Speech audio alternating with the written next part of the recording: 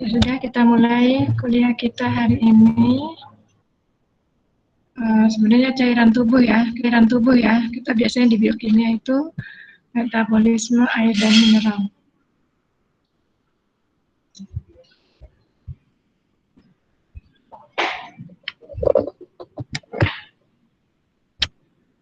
Nah, sebelumnya kita mengetahui dulu apa sih fungsi cairan di dalam tubuh kita. Yang jelas adalah membantu reaksi-reaksi biokimia. Jadi banyak sekali, hampir semua reaksi-reaksi membutuhkan cairan di dalam tubuh kita. Kemudian fungsinya adalah sebagai media transport proses intraseluler. Jadi transport baik keluar dan masuk ya. Masuknya cairan, keluar cairan dan sebagainya. Kemudian sebagai pelicin atau media memberikan, mempermudah kalau misalnya di sistem pencernaan itu mempermudah makanan itu dicerna, dihidrolisis. Kalau misalnya dalam keadaan kering tuh agak susah untuk dihidrolisis. Kemudian sebagai pengatur suhu tubuh bisa melalui penguapan, melalui paru-paru dan kulit. Lanjut.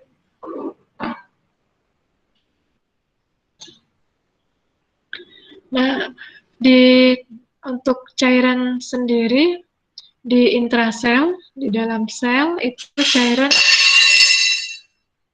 terdiri atas 50 sampai 60%.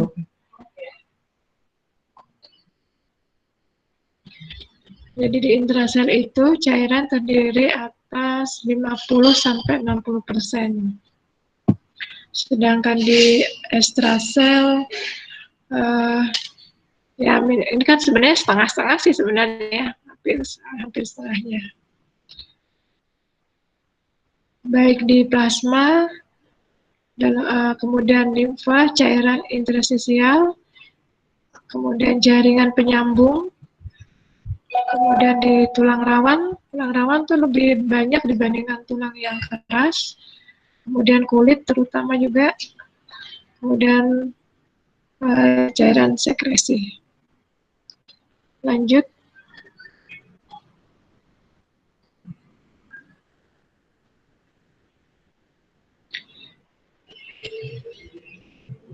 Ini contoh cairan di plasma darah dan membandingkan cairan yang ada di elektrolit yang ada di plasma darah. Tadi kita menyebutkan bahwa salah satu fungsi cairan adalah sebagai media untuk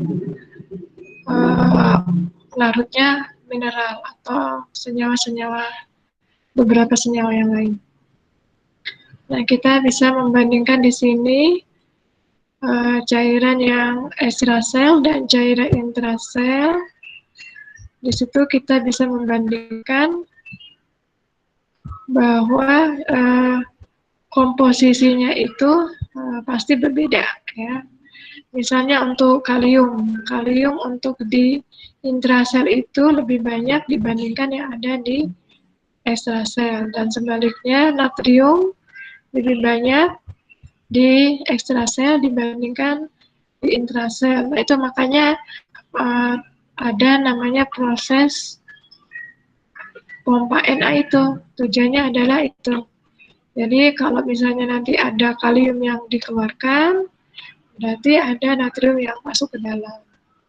Nah, selain pompa Na itu menyeimbangkan ion di dalam dan di luar sel, tetapi juga fungsinya adalah membuka gerbang molekul. Kemudian bisa juga yang lainnya, molekul-molekul yang lainnya yang terlarut dalam cairan. Makanya di sini berbeda ini maksudnya ada ya, supaya itu nanti kalau misalnya terjadi pertukaran bisa saling menukar kalium ion-ion baik ion positif maupun negatif saling bertukar sehingga terjadi keseimbangan. Lanjut.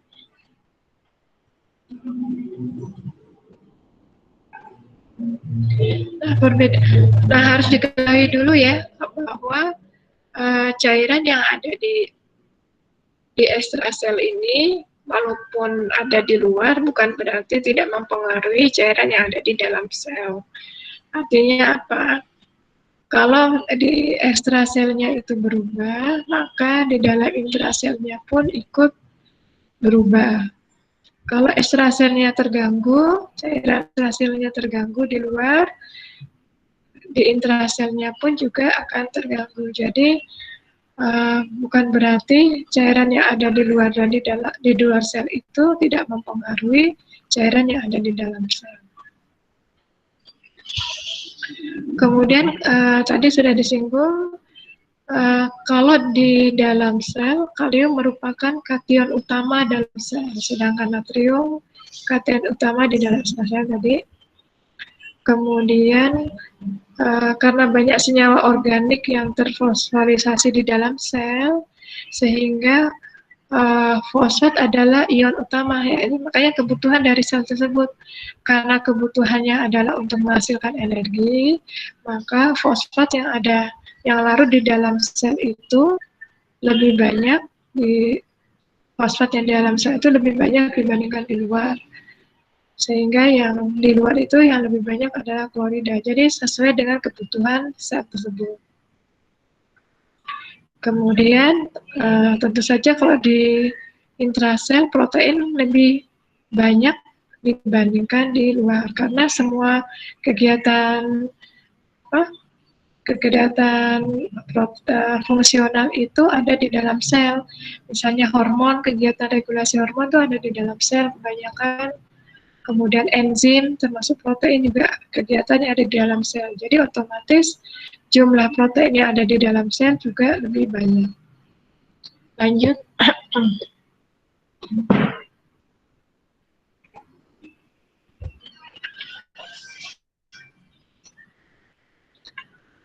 Nah, sebenarnya keseimbangan kalau dilihat dari airnya ya, bukan mineral yang terlalu dalam air. Keseimbangan air itu sebenarnya jumlahnya tetap. Jadi air yang di dalam tubuh kita itu sebenarnya adalah jumlahnya tetap air itu.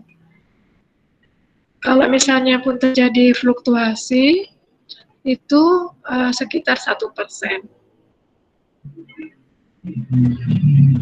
Jadi 1% itu sama dengan keluar masuknya itu sekitar rata-rata 2 liter 750 mili. Jadi biasanya kita keluarnya segitu, nanti masuknya segitu. Jadi per harinya itu seperti itu. Jadi itu merupakan 1% ya. Jadi yang kita minum, yang keluarkan lewat urin itu ya sekitar itu. Kadang kita juga berkurang ya, rata-rata kita mengeluarkan urin tidak sampai 2 liter. Apalagi kalau jarang minum, kita kadang-kadang hanya mengeluarkan sekitar 1 liter. Tapi fluktuasinya itu sekitar range maksimalnya itu sekitar 2.750 mili. Jadi fluktuasinya itu tidak melebihi dari 1%. Kecuali kalau memang yaitu kondisi yang patologis, misalnya malnutrisi dan sebagainya ya, sehingga cairan pun susah untuk masuk. Kemudian ya lanjut.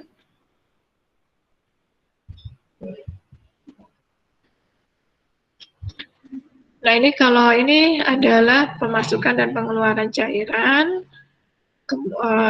Dari minum kita sekitar yaitu 650. Kemudian kalau misalnya dikira-kira itu sekitar gelas ya, kita 8 gelas. Yang gelas yang biasa aja, 8 gelas. Kalau diukur tuh segitu. Sekitar 1 liter lah fakultatifnya. Nah, kalau yang jadi jangan perkirakan bahwa yang keluar dari kita hanya memperhitungkan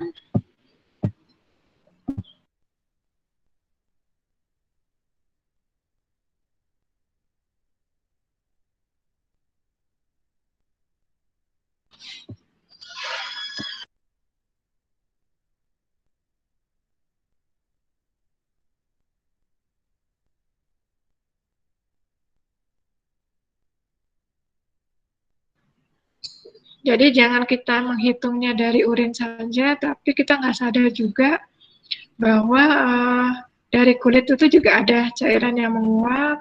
Kemudian dari paru-paru kita bernafas itu ada yang apa yang ada yang keluar atau sebagian dari tinja. Nah, kalau paru-paru kan kita bisa juga ya di masa COVID ini, makanya kita kenapa menggunakan masker tuh salah satunya ya karena kita tidak sengaja juga mengeluarkan dari mulut kita bicara atau dari hidung juga mungkin ada yang keluar dan sebagainya dari paru-paru kita.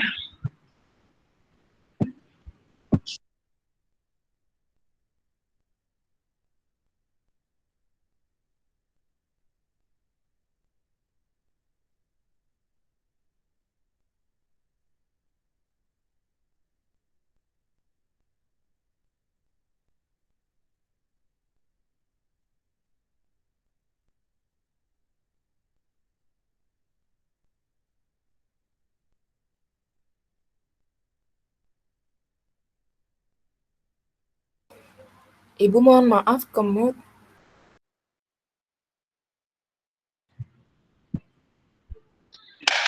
Kehilangan air itu akibatnya adalah salah satunya disebabkan karena yaitu tadi pengeluaran yang berlebihan, kemudian karena suhu tinggi dan sebagainya itu kita. Nah, kalau misalnya sampai mengeluarkan mineral-mineral yang kita butuhkan itu termasuk kehilangan obligatorik. Jadi kan makanya air yang dibutuhkan itu untuk menggantikan cair yang hilang itu supaya mineral yang keluar itu bisa digantikan kembali. Makanya dikatakan kehilangan obligatorik, artinya itu harus tergantikan. Nah, tergantikan itu bukan berarti kita minum banyak, nggak usah.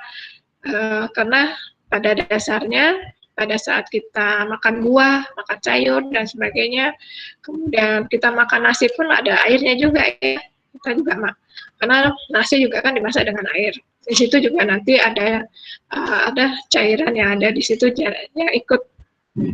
Jadi dengan otomatis nanti ada kandungan-kandungan mineral yang akan masuk ke dalam. Kemudian tadi sudah disinggung bahwa kehilangan air bisa karena iklim, panas, kemudian aktivitas yang mungkin tinggi, misalnya olahraga, biasa berkeringat, kemudian kesehatan. Biasanya tuh kalau kita mau ujian, terus kadang-kadang kita keringat dingin ya, kadang-kadang yaitu salah satunya itu terkait dengan kesehatan. Kemudian tergantung makanan yang kita makan. Kita sih makanan yang buah-buahan dan sayur-sayuran. Kemudian kehilangan air juga salah satunya disebabkan karena demam atau diare tadi ya. Tadi keringat dingin itu biasanya demam, kemudian diare. Kemudian yang dikatakan diare yang sudah yang sudah membahayakan pengeluarannya tuh 2,5 liter per jam.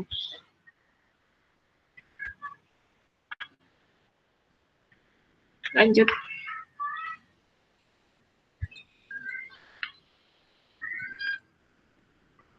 Nah, bayangkan kalau misalnya kita tidak bisa mempertahankan cairan yang ada di dalam tubuh kita, otomatis semua sistem yang ada di dalam tubuh kita itu tidak akan berlangsung.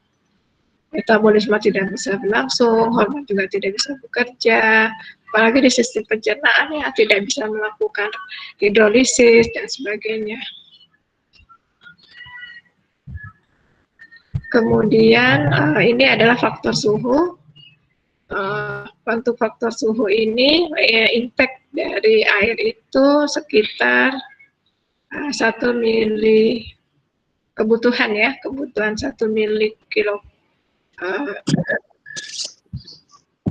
iklim sedang 1 mili per kilokalori dewasa. Kalau bayi 15 lebih banyak cairan dibandingkan orang dewasa. Lanjut.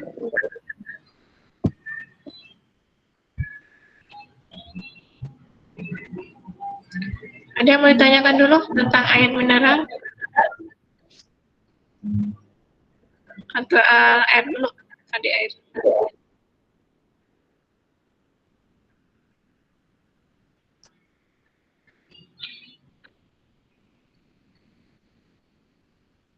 Nah, kita lanjutkan dengan mineral.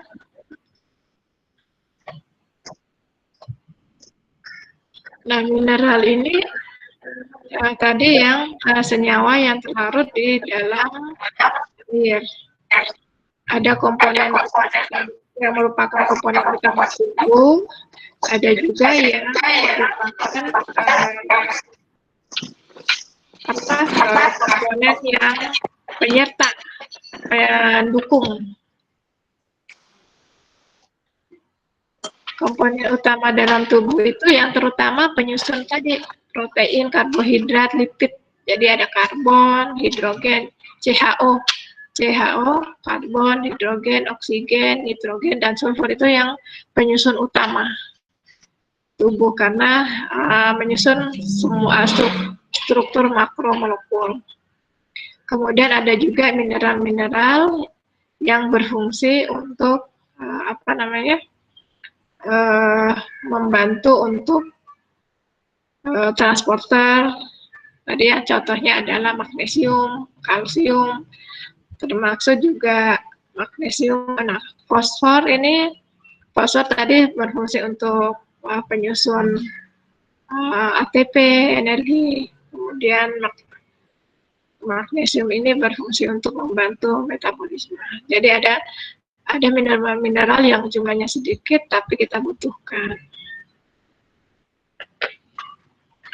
Terus kemudian ada juga yang sangat sedikit sekali dibandingkan dengan kalsium, fosfor, dibutuhkan hanya sedikit tapi pada tempat tertentu. Kalau kalsium semua sel membutuhkan, fosfor semuanya sel membutuhkan. Tapi kalau ini besi hanya dibutuhkan pada, contohnya aja pada sel darah merah, hemoglobin, jadi tidak semuanya membutuhkan besi. Kalau kalium fosfor semuanya dibutuhkan oleh semuanya sel.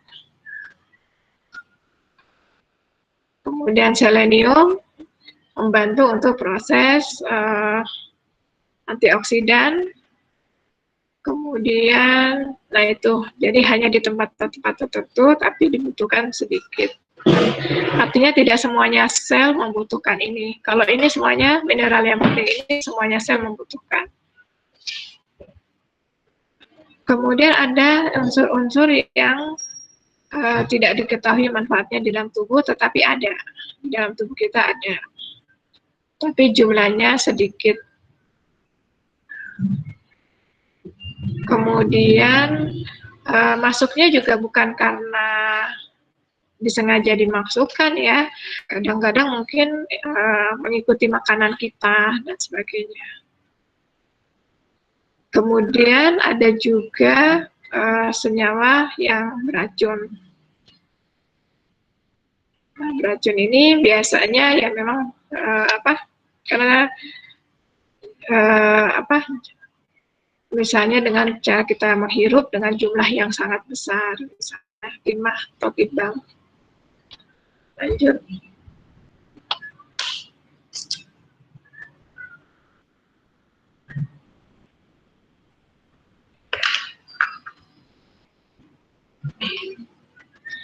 Nah, kemudian mineral ini umumnya membentuk garam yang sulit dilarut dalam air. Jadi ada beberapa mineral yang sulit larut sehingga harus berikatan dengan protein. Contohnya saja tadi Fe itu harus berikatan dengan protein hemoglobin. Jadi protein globin, kemudian berikatan dengan hem. Nah itu yang makanya Fe itu tidak akan bebas di luar, tidak harus cepat berikatan dengan protein, kalau enggak tidak akan bisa dimanfaatkan.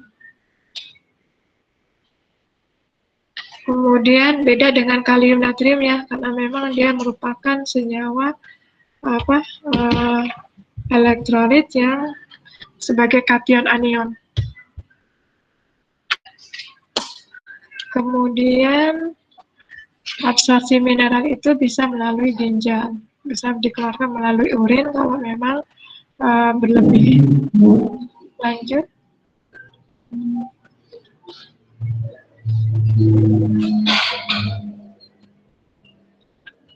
Defisiensi dan kelebihan mineral, sebenarnya kita jarang mengatakan bahwa mineral itu kita defisiensi dan kelebihan mineral, sebenarnya itu jarang terjadi, kecuali pada kasus orang yang mengalami malabsorpsi atau mengalami kelaparan. Ya. Kita jarang sekali mengatakan defisiensi, kecuali pada kasus-kasus tertentu seperti anemi, berarti defisiensi Fe.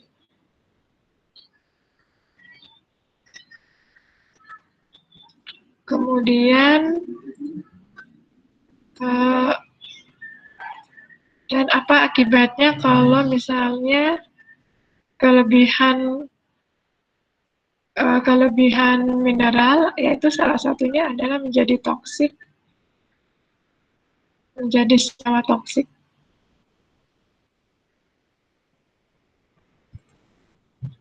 Lanjut.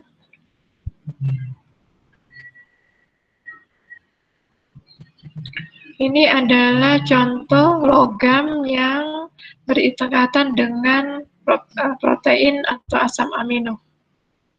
Contohnya adalah krom. Krom ini berikatan dengan transferin.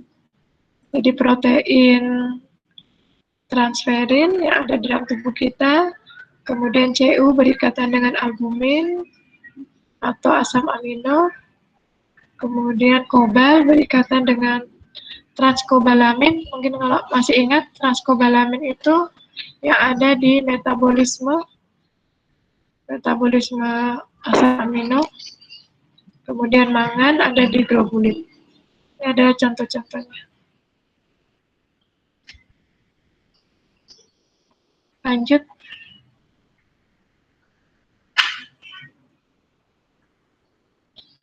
Kemudian kalau memang tidak, makanya kalau karena tadi tidak sukar juga larut dalam air, kalau misalnya tidak dibutuhkan oleh tadi transporter atau protein, tidak bisa berikatan, otomatis harus dikeluarkan karena menyebabkan toksik. Jadi mineral itu tidak boleh dibutuhkan dalam jumlah kecil. Kalau misalnya berlebihan akan dikeluarkan bisa melalui urin, kemudian bisa melalui keringat, getah pankreas. Getah pankreas nanti juga ujungnya ke urin. Atau juga melalui mukosa. Dilepas melalui mukosa. Lanjut. Nah, tolong ini tugas ya. Ini tolong tugasnya, tolong di fungsi dari masing-masing mineral ini tolong ditulis dan jadi tugas.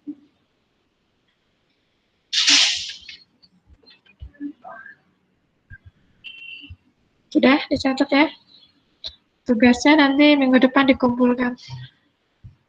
Masukkan ke GCR.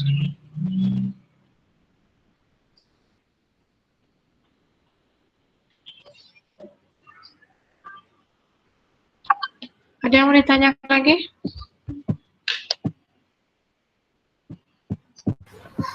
Ibu, saya mau nanya, Bu. Boleh. Tadi yang bagian mineral kan ada mineral yang tidak diketahui manfaatnya, itu ada timah. Terus di bawahnya ada timah hitam beracun. Itu timah yang sama atau bagaimana ya, Bu? Sebenarnya kan kalau timbal itu sebenarnya jenisnya ada beberapa timbal ya. Sebenarnya semuanya beracun sebenarnya kalau dalam jumlah yang banyak. Walaupun ya, unsur yang tidak diketahui manfaatnya nih ya, itu sebenarnya kalau jumlahnya banyak akan menyebabkan apa? Uh, menyebabkan toksik sebenarnya. Nah, sebenarnya ini bisa timbal yang sama, bisa timbal yang berbeda. Tapi kalau dalam jumlahnya masih bisa ditoleransi, masih bisa tidak membahayakan.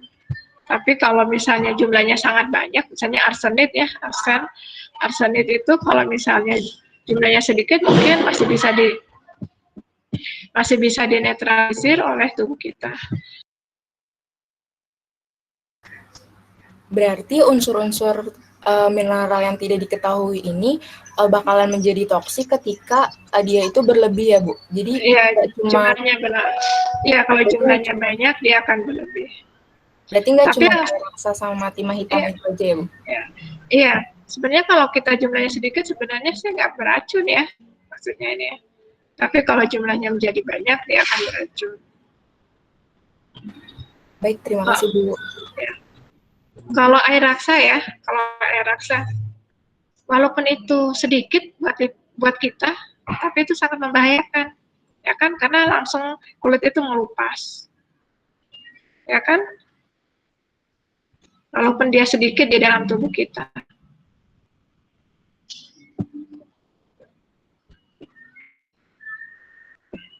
Ada lagi?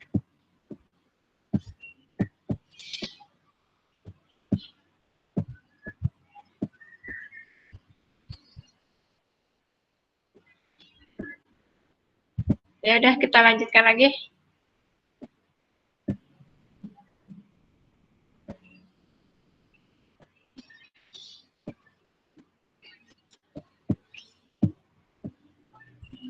Ibu.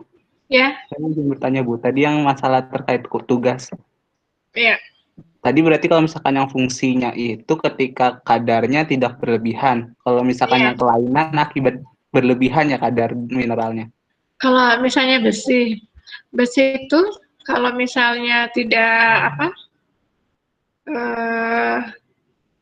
besi itu kan sebenarnya mengikat hemoglobin.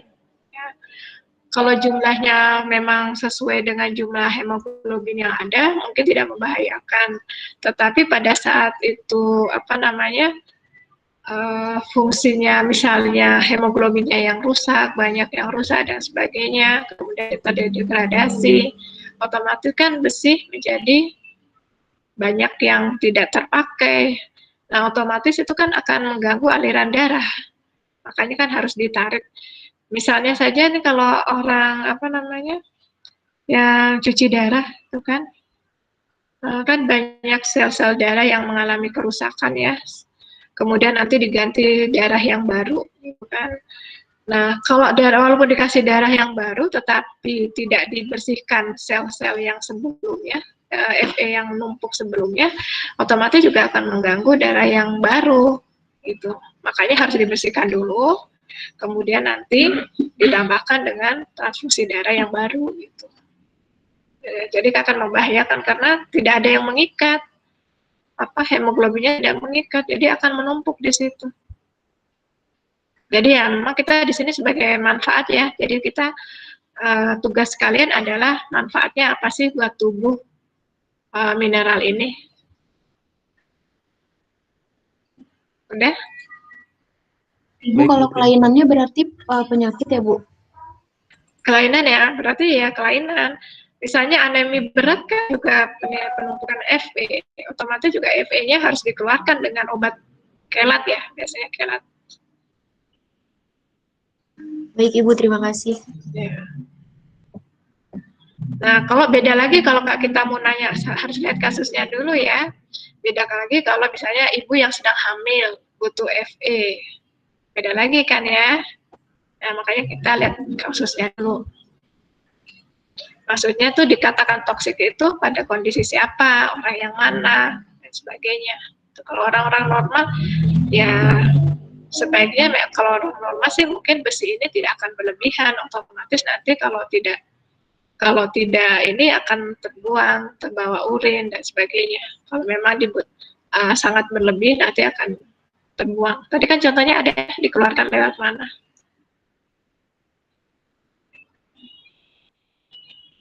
Kita lanjut lagi ya. Slide berikutnya.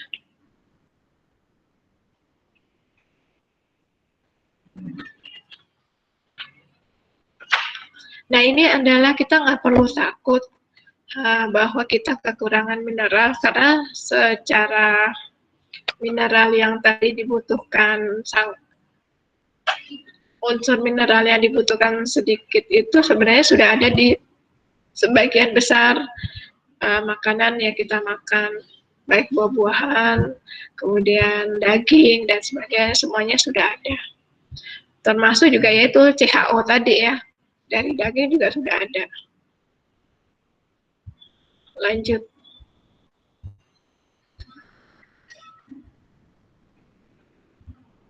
Nah, ini contoh saja bahwa jangan bayangkan besi hanya ada di hemoglobin. Ya. Ternyata besi itu ada di transferin. Ya. Kemudian ada juga di sitokrom. Tahu kan sitokrom? Kalian? Sitokrom itu kan ada di rantai pernafasan. Itu kan banyak tuh sitokrom. Kemudian termasuk juga P53 itu juga Fe itu termasuk. Kemudian enzim yang kemarin kita sebagai antioksidan, peroksidase, katalase, itu juga mengikat Fe. Kemudian belum lagi mioglobin. Mioglobin itu protein transporter yang ada di otot. Jadi kalau hemoglobin itu protein hemoglobin yang mengikat 4 oksigen, kalau mioglobin yang di otot karena lebih kecil, jadi dia mengikat oksigennya 1 mioglobin. Nah, ini ferritin dan sebagainya. Jadi jangan bayangkan bahwa yang bisa mengikat Fe itu hanya pada hemoglobin, tapi jenis-jenis transporter pun ada, yang transporter yang lain juga ada, termasuk juga ada enzim juga yang juga mengikat Fe. Jadi kalau jumlahnya tidak banyak, kalau nggak diikat oleh hemoglobin, bisa diikat oleh enzim yang lain yang membutuhkan. Kalau benar-benar tidak ada dan sudah mencukupi, ya nanti dikeluarkan lewat urin. Lewat tadi ekskresinya ada, lalu ekskresi. Lanjut.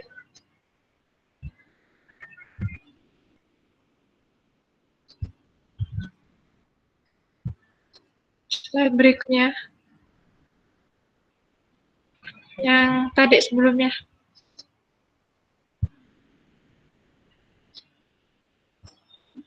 Selanjutnya.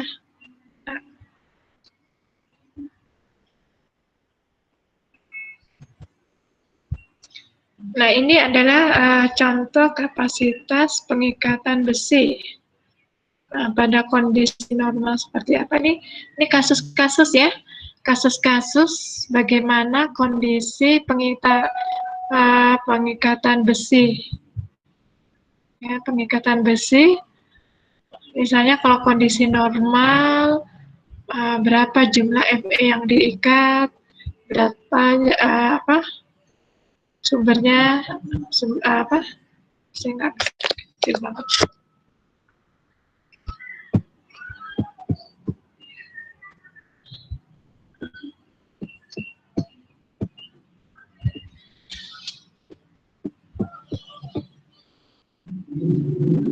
Nah, besi.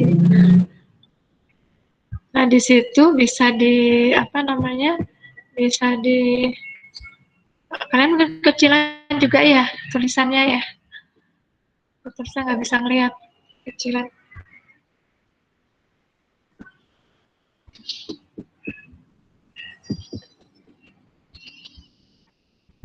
Nah, di situ tertulis kelainan-kelainan yang ada yang terkait dengan pengikatan FE. Nah, kalau misalnya di situ nih FE kehamilan dini normal misalnya, itu di situ cadangan besinya nggak ada karena memang dimanfaatkan untuk dimanfaatkan oleh ibu hamil, makanya sampai kekurangan. Makanya kenapa ibu hamil itu diminta minum susu mengandung FE, karena tujuannya supaya itu mensuplai karena kebutuhannya sangat banyak. Jadi harus ada cadangan energi, cadangan FE yang cukup. Dan itu ada kondisi-kondisi yang lain, misalnya anemi juga kan. Nah, anemi justru tinggi karena hemoglobinnya banyak yang mengalami kerusakan, otomatis dia tidak bisa mengikat oksigen, akibatnya anemi. Kalau hemoglobinnya rusak berarti FE-nya tinggi. Nah, itu yang harus dikendalikan adalah bagaimana memproduksi hemoglobinnya supaya FE-nya bisa diikat. Kalau enggak ya harus diberikan ke ke transporter yang lain atau enzim yang membutuhkan. Nah itu Pak. Makanya obat-obat terkait kasus-kasus yang ada di sini terkait juga untuk mengembalikan kondisi FE-nya supaya tidak berlebihan.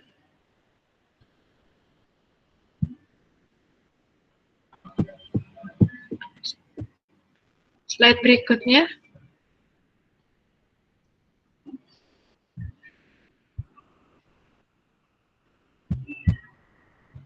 Nah, bagaimana sih besi itu bisa didistribusikan di dalam tubuh kita? Ini contohnya, ini hanya contoh sederhana sel darah ya. Ini adalah sel darah merah. Sel darah merah kan bentuknya donat tidak bolong. Untuk mengakses FE melalui sel epitel usus. Jadi diabsorpsinya melalui sel epitel usus, kemudian nanti ditransfer melalui darah, kemudian nanti mengalami pengikatan di sel darah merah, di hemoglobin yang ada di sel darah merah. Nah, kalau ini adalah struktur normalnya. Struktur normal kalau misalnya kalau misalnya kondisinya terjadi keseimbangan FE. Nah, bentuk selnya akan seperti itu.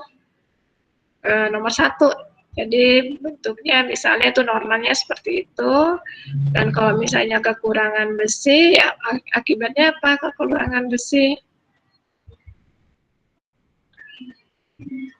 Kalau kekurangan besi otomatis apa? Cairan yang ada, kan ini ada keseimbangan osmotik, cairan yang ada di luar sel akan masuk ke dalam sel. Makanya itu kan selnya juga membengkak kan. Itu. Kemudian kalau misalnya kelebihan besi, maka dia akan mengkerut. Selnya akan cairan akan keluar dan mengkerut.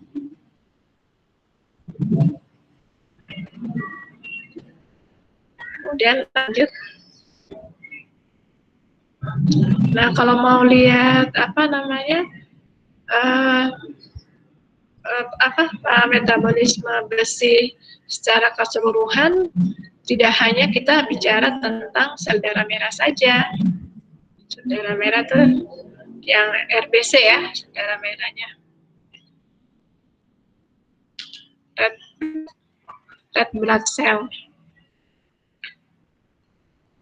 Nah, jadi bukan hanya itu, tetapi ini mekanisme itu tuh bukan hanya kebutuhan terhadap sel darah merah saja, tetapi kebutuhan oleh sel-sel yang lainnya. Kan saya katakan tadi, semua metabolisme membutuhkan FE. Contohnya adalah tadi karena ada sitokrom, terutama sistem respirasi, metabolisme respirasi, rantai respirasi itu di situ banyak sitokrom. Nah, otomatis semua sel, bukan hanya sel darah merah, semua sel membutuhkan itu. Makanya bisa diedarkan di mana saja. Bisa melalui plasma, kemudian nanti masuk ke masuk ke dalam sel-sel yang lain. Contohnya di sini adalah ke sel retikuloendotelial misalnya. Kemudian besi dari mana sih sebenarnya? Sebenarnya besi itu berasal dari makanan yang kita makan, dari buah-buahan, kemudian mungkin juga dari cairan mineral yang kita minum di luar misalnya. Sebenarnya kalau cuma nggak tahu di Indonesia ya, kalau di luar negeri ya, air itu disuling otomatis itu nggak ada mineral. Cuma kalau di luar negeri itu mineralnya diatur, kadar mineral Fe-nya segini, fosfatnya segini dan sebagainya. Kalau kita enggak, saya nggak tahu nih, Aquadis kayak di kita itu seperti apa? Apakah memang emang tidak ada, mungkin ada tapi kita nggak tahu jumlahnya, jumlah kadarnya dan sebagainya. Harusnya sih ada ya, kita diberikan seperti itu. Tapi kita nggak pernah tahu. Misalnya di Aqua, kalian beli Aqua itu di situ ada mineralnya berapa nggak, Fe-nya berapa nggak disebutkan. Tapi kalau di luar negeri itu disebutkan. Nah, kemudian dari gastrointestinal, dari sistem pencernaan, kalau memang tidak sudah terpenuhi, mungkin langsung masuk feses ya. Kalau misalnya dari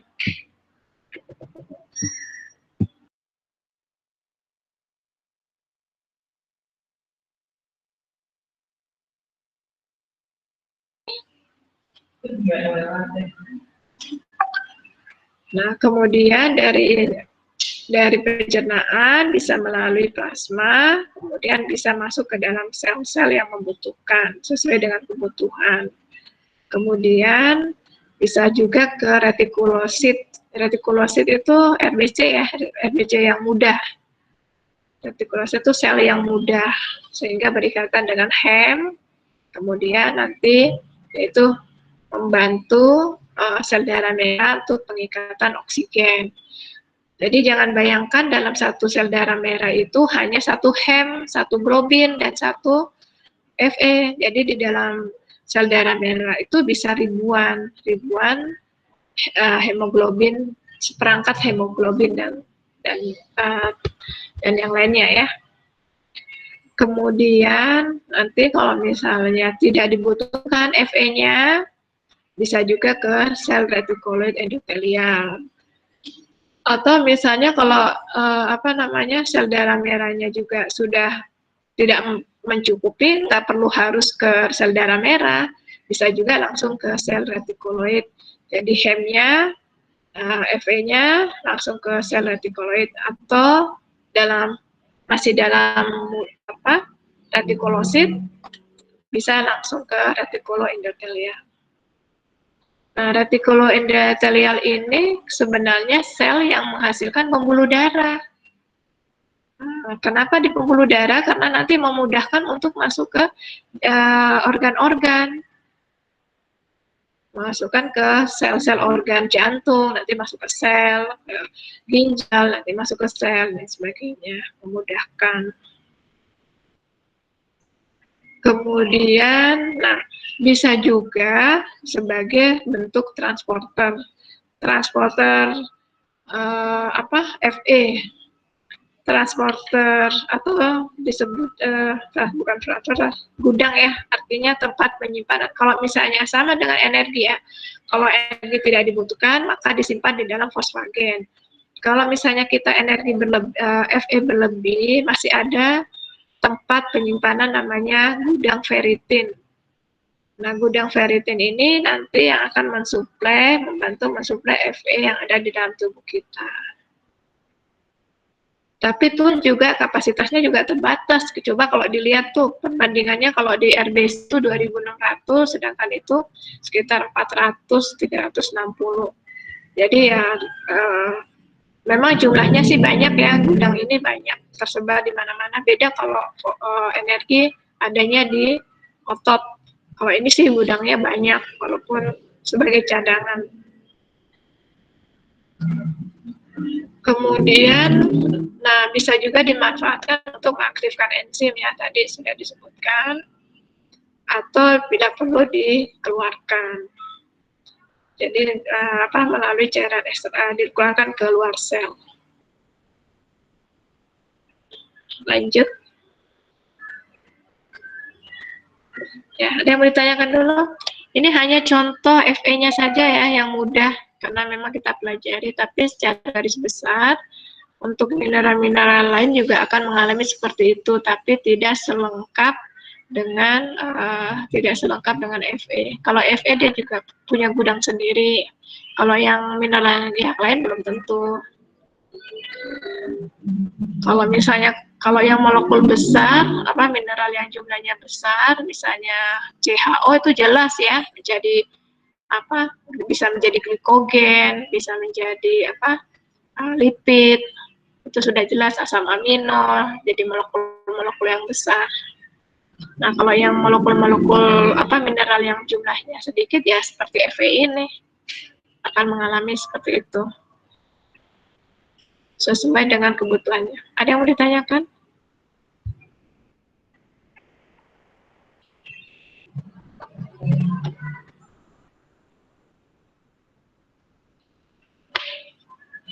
Oh ya, nanti tugasnya saya belum bikin ini nanti di Google Classroom aja, nanti tugasnya diserahkan di situ supaya nanti saya bisa karena kalian kan harus punya tugas ini ya, formatif ya kan, bukan hanya UAS dan UTS, karena itu formatif, justru yang membantu kalian tuh formatif.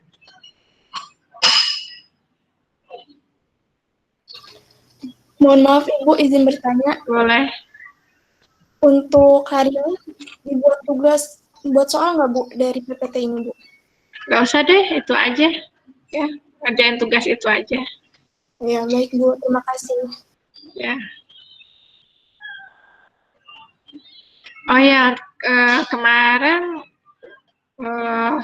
UTS tuh cuma berapa orang ya kemarin yang 75 orang, berarti banyak yang nggak masuk itu.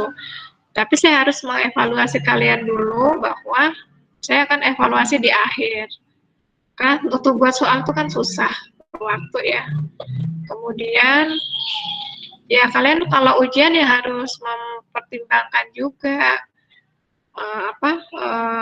kalau kalian belum siap ya nggak apa-apa, kita tunda kapan gitu. Jangan nanti di akhir baru kalian protes seperti itu. Kalian juga harus antisipasi juga. Kalau mau ujian berarti harus kalian siapkan tuh semuanya. Jangan HP nanti mati, laptop nanti mati, dan sebagainya, sinyal nggak ada. Artinya gini, kalau kalian mau ujian ya kalian harus siap gitu.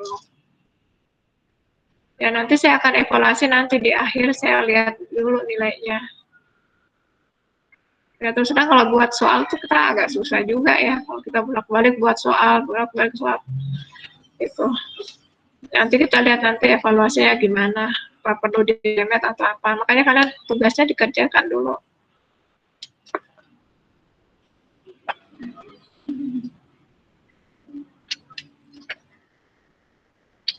Ada yang lain?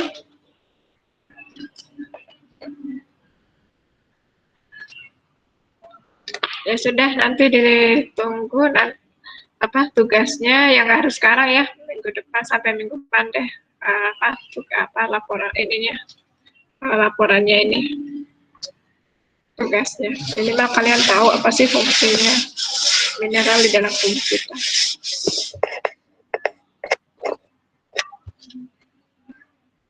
Ya sudah, mungkin ada yang mau ditanyakan dulu sebelum.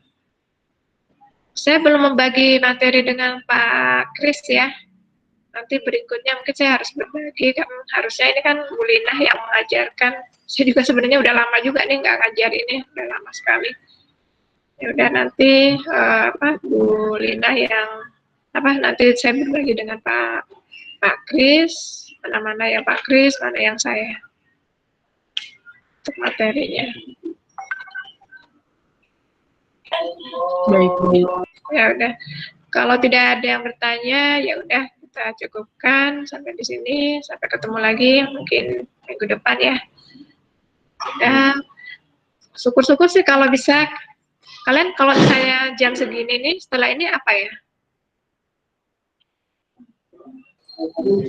Masih ada kuliah? Biasanya ada. Sore biasanya. Oh, ya udah. Saya sebenarnya pengennya 2 materi langsung. Soalnya kan kalau bisa jangan sampai Desember. Desember tuh kadang-kadang ya itu ada banyak liburnya juga nanti. Ya sudah, nanti kita lihat lagi nih, bisa didouble apa enggak. Kalau pagi nggak bisa ya, kalian pagi lagi jam 7. Baik, Ibu. Ya kalau bisa jam 7 deh, masih fresh. Ya sudah, kalau tidak ada yang bertanya, sampai ketemu lagi. Wassalamualaikum warahmatullahi wabarakatuh.